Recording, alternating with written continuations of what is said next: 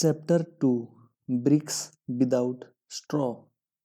There shall no straw be given you, yet ye shall make bricks without straw.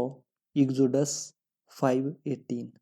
In the fifth chapter of Exodus, we have a picture of everyday life when giving a metaphysical interpretations.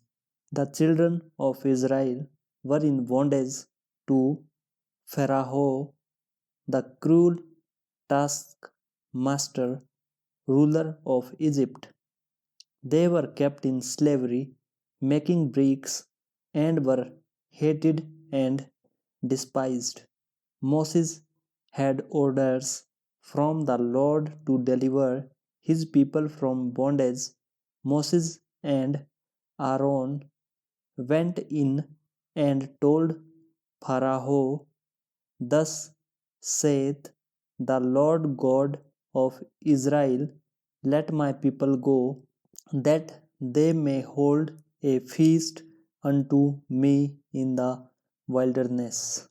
He not only refused to let them go, but told them he would make their tasks even more difficult. They must make bricks without straw being provided for them. And the taskmaster of the people went out, and their officers, and they spake to the people, saying, "Thus saith Pharaoh, I will not give you straw. Go ye, get you straw where ye can find it, yet not aught of your work shall be diminished." It was impossible to make bricks without straw.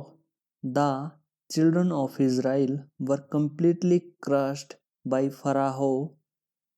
They were beaten for not producing the bricks. Then came the message from Jehovah, "Go therefore now and work, for there shall no straw be given you, yet shall ye deliver the tale number of bricks." Working with spiritual law, they could make bricks without straw, which means to accomplish the seemingly impossible. How often in life people are confronted with this situation? Agnes M. Lawson, in her Hints to Bible Students, says, "The life in Egypt under foreign oppression is the symbol of men under the hard taskmasters of destructive thinking, pride, fear, resentment, ill will, etc. The deliverance under Moses is the freedom man gains from the taskmasters as he learns the law of life, for we can never come under grace except we first know the law. The law must be made known in order to be fulfilled. In the 11th Psalm, we read in the final verse, "The fear of the Lord, law, is the beginning of wisdom. A good understanding have all they that do his commandments. His praise endureth forever." Now, if we read the word Lord, law, it will give us that the key to the statement. The fear of the law, karmic law, is the beginning of wisdom, not the fear of the Lord. When we know the whatever we send out comes back, we begin to be afraid of our own boomerangs. I read in a medical journal the following facts telling of the boomerang this great Pharaoh received. It would appear that flesh is indeed hair to a long and ancient lines of ills, when as was revealed by Lord Moneha at a lecture at Leeds that the Pharaoh of the operation suffered from hardening of the heart in a literal sense. Lord Moneha showed some remarkable photographic slides of results of surgical operations 1,000 years before Christ, and among these was a slide of the actual anatomical remains of the paraho of the operation. The large vessel springing from the heart was in such a well preserved state as to enable sections of it to be made recently from the lateran slide. It was impossible to distinguish between the ancient and modern vessel. Both hearts had been attacked by atheroma, a condition in which calcium salts are deposited in the walls of the vessel, making it rigid and inelastic. Inadequate expense to the stream of blood from the heart caused the vessel to give way. With this condition, went the mental changes that occur with a rigid arterial system, a narrowness of outlook, restriction and dread of enterprise, a literal hardening of the heart. So Paraho's hardness of heart hardened his own heart. This is a true today as it was several thousand years ago. We are all coming out of the land of Egypt, out of the house of bondage. Your doubts and fears keep you in slavery. You face a situation which seems hopeless. What can you do? It is a case of making bricks without straw. But remember the word of Jehovah. Go therefore now and work, for there shall no straw be given you, yet shall ye deliver the tale number of bricks. You shall make bricks without straw. God makes a way where there is no way. I was told the story of a woman who needed money for her rent. It was necessary to have it at once, but she knew of no channel. She exhausted every avenue. However, she was a truth student and kept making her affirmations. Her dog whined and wanted to go out. She put on his leash and walked down the street in the accustomed direction. However, the dog pulled at his leash and wanted to go in another direction. She followed, and in the middle of the block, opposite an open park, she looked down and picked up a roll of bills which exactly covered rent. She looked for ads but never found the owner. There were no houses near where she found it. The reasoning mind, the intellect, takes the throne of Paraho in your consciousness. It says continually, it cannot be done. What's the use? We must drown out these dreary suggestions with a vital affirmation. For example, take this statement: the unexpected happens, my seemingly impossible good now comes to pass. This stop all argument from the army of the aliens, the reasoning mind. The unexpected happens, that is an idea it cannot hope with. Thou hast made me wiser than mine enemies. Your enemy thoughts, your doubts, fears, and apprehensions. Think of the joy of really being free forever from the paraho of oppression, to have the idea of security, health, happiness, and abundance established in the subconscious. It would mean a life free from all limitations.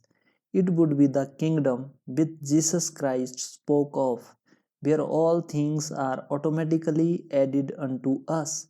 I say automatically added unto us because all life is vibrant.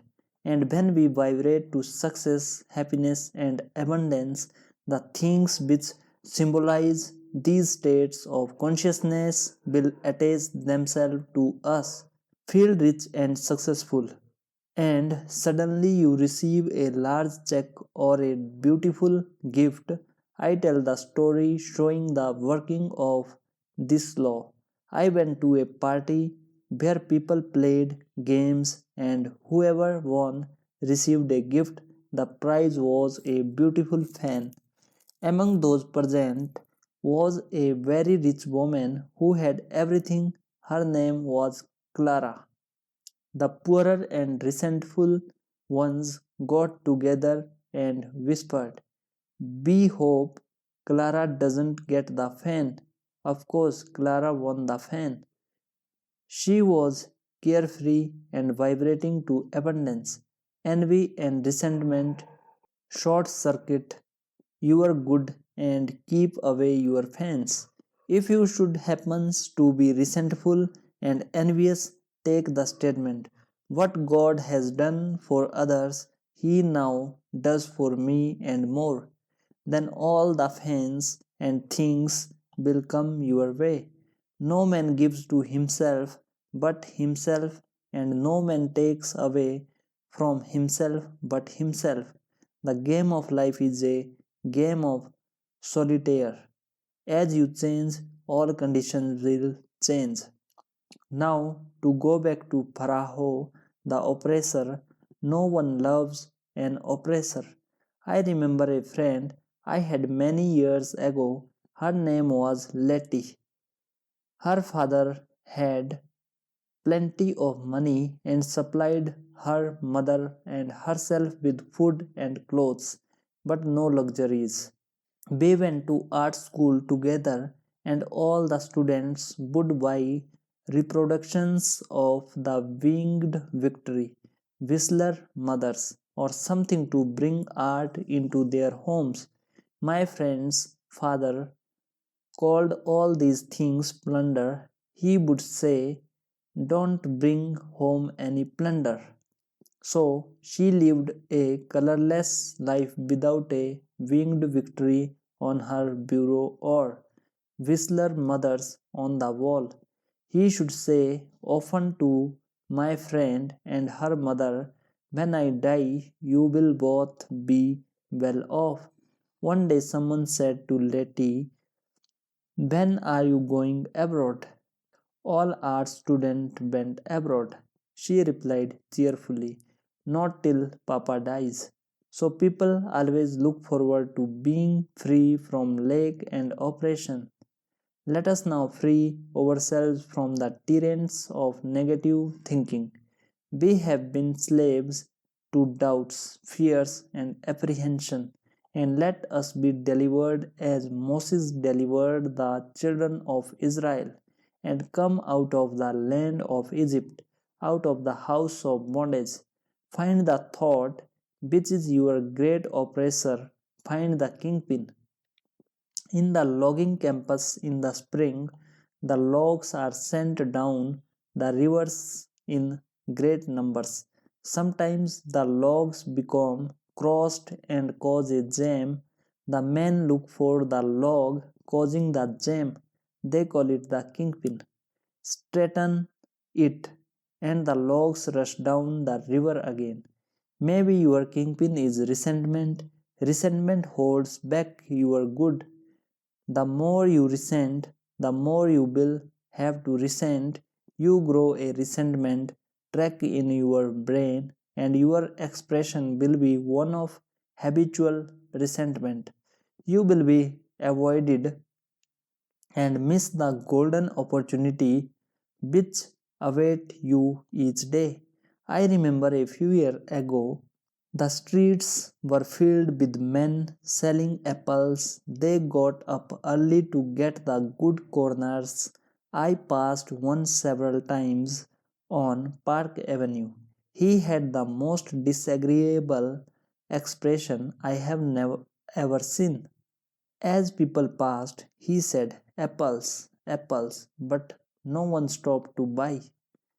I invested in an apple and said, "You will never sell apples unless you change your expression." He replied, "Well, that guy over there took my corner." I said, "Never mind about the corner. You can sell apples right here if you will look pleasant." He said, "Okay, lady," and I went on. The next day I saw him. His whole expression had changed. He was doing a big business selling apples with a smile. So find your kingpin. You may have more than one, and your logs of success, happiness, and abundance will go rushing down your river. Go therefore now and work, for there shall no straw be given you, yet ye shall make bricks without straw.